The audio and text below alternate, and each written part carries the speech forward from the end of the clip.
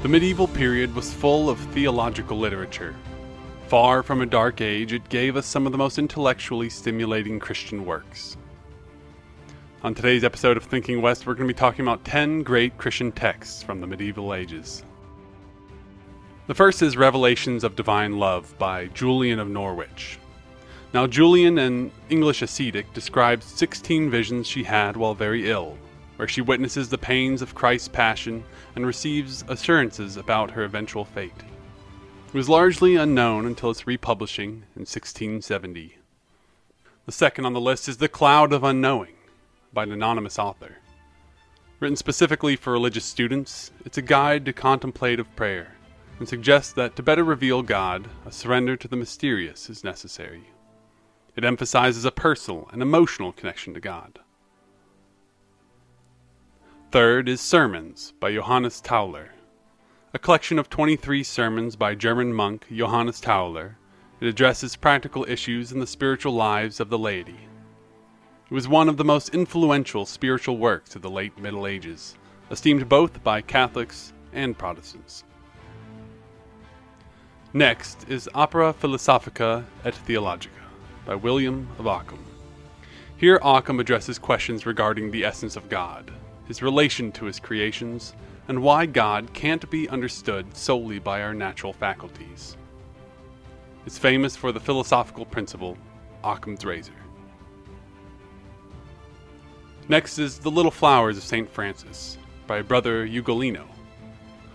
An eccentric work of murky origins, it tells the life of St. Francis. It details legendary anecdotes of St. Francis's life, includes apparent miracles and examples of his piety, such as his famous preaching to the birds.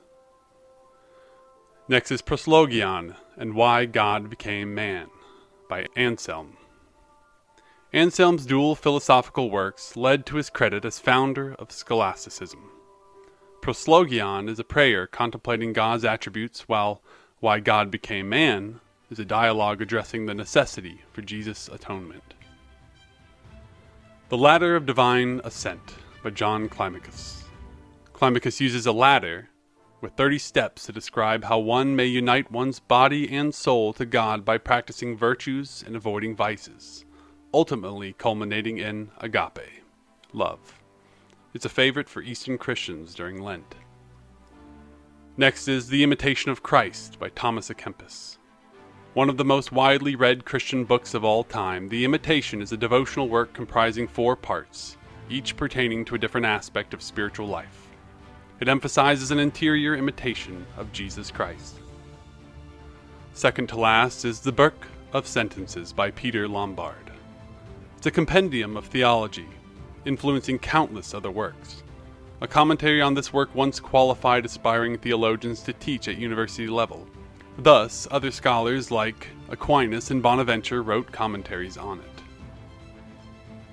And last, but certainly not least, is Summa Theologica by Thomas Aquinas.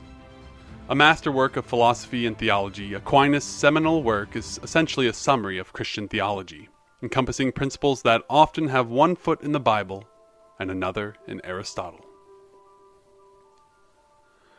The medieval era was one of theological contemplation. It was an era defined by the pursuit of understanding God. If you think of any other works that you think are deserving to be on this list, please list them down in the comments below. We'll catch you next time on Thinking West.